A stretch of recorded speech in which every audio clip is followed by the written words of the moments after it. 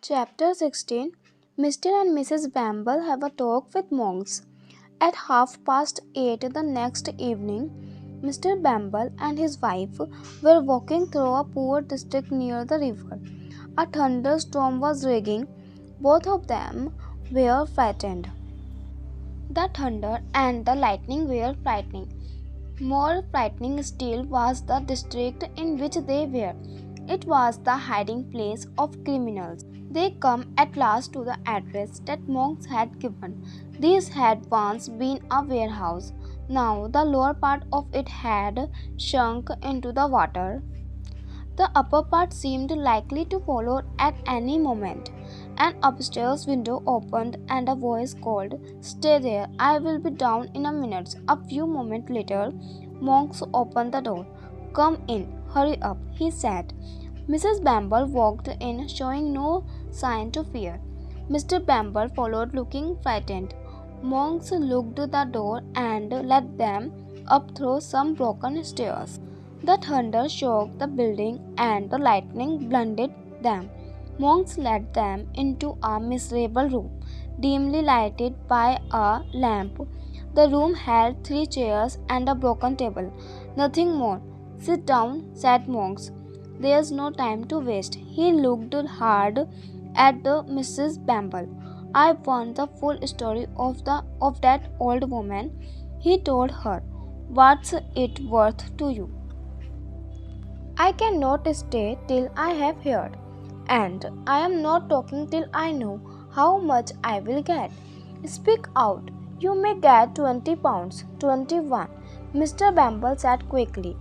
"Shut up, you old fool," said his wife. "Make it 25 and I will talk," she told Monks. "Very well, go on."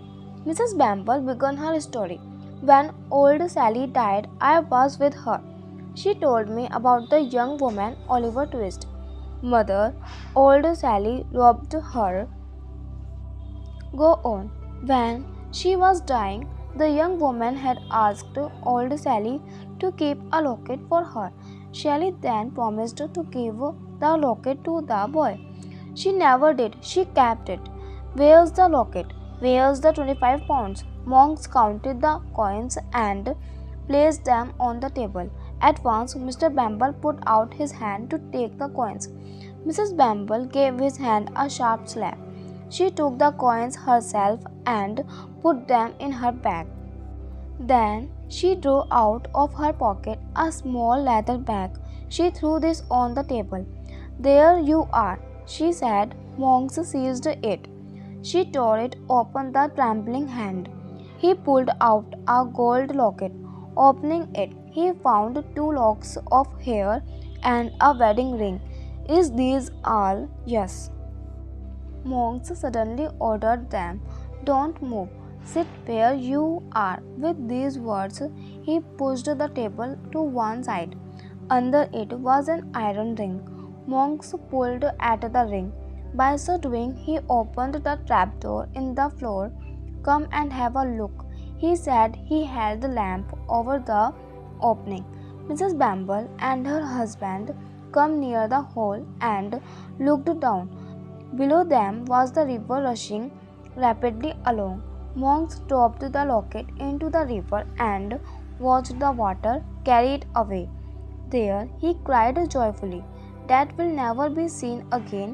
He turned to Mr. Bumble and his wife. "Now you can get out of here, and keep your mouths shut. If not." Mr. Bumble and his wife made their way downstairs as quickly as they could. They were filled with fear. The thunder still rolled and the lightning still flashed, but they feared the storm less than they feared monks. They hurried away through the rain and the darkness.